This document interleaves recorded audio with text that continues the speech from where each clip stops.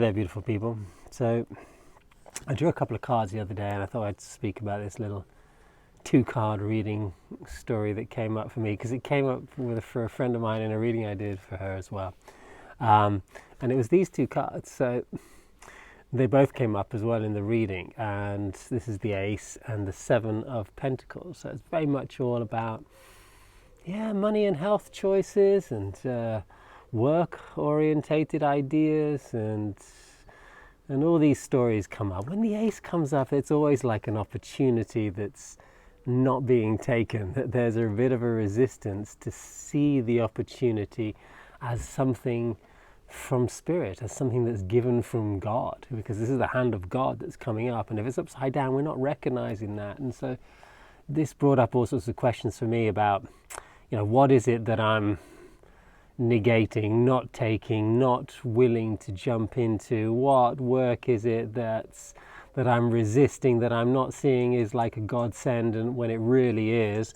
And with this 7 coming upside down as well, this is the card of where you're looking at the abundance of those seven fruit that has been the toil of our labor, and we're still dissatisfied by it because the labor has been in a very material way, and the labor has been, or the work has been orientated about achieving some type of material goal instead of a goal that might really satisfy us on a deeper level. And so with these 2 cards coming up together, this can easily be ignored. I find this easy to be ignored. So there's a certain dissatisfaction. I'm good at building stuff, and I always get roped into friends who ask me to come and do this, come and do that, please come and help me with this, whatever. And I'm a good gardener too, so I do that type of work, and they'll pay me for it, but it's not deeply soul satisfying for me,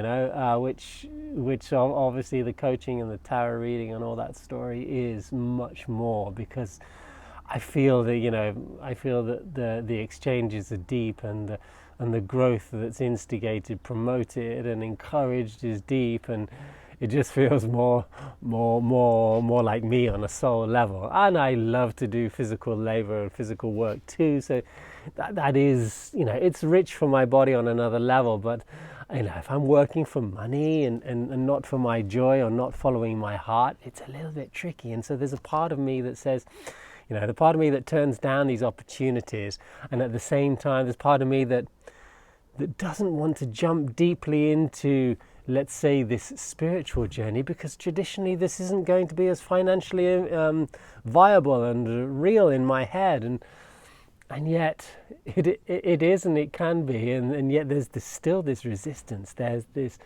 maybe this collective conscious idea that the material world and money needs to come through these channels, and it's rewarded by these types of work and not others.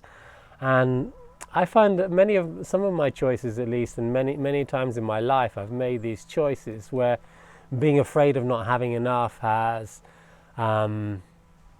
made me avoid jumping into deeply and taking opportunities that might be a little bit more risky on the financial front, because you don't know whether it's going to give you what you actually need, and yet you do know that it's going to satisfy your heart. And yet I've still made choices choosing money over heart, I don't know how many times, and yet and the kind of dissatisfaction, the sort of and now what, am I going to do this forever?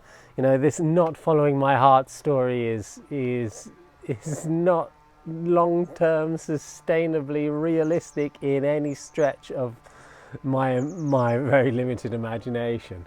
And so when these 2 cards came up, it was like, come on, take this heart work much more seriously, dive into this, and be prepared to say no to some things, and just be open to dive in a little bit wholeheartedly, because this is an opportunity from God. And when this reversed Ace comes up, take a look at the take a look at those opportunities that are around you that you might be resisting jumping into, or you might be judging as being, yes, I don't know if this is for me, even though your heart is singing and shouting strongly and going, yeah, I want to do that more, come on, come on.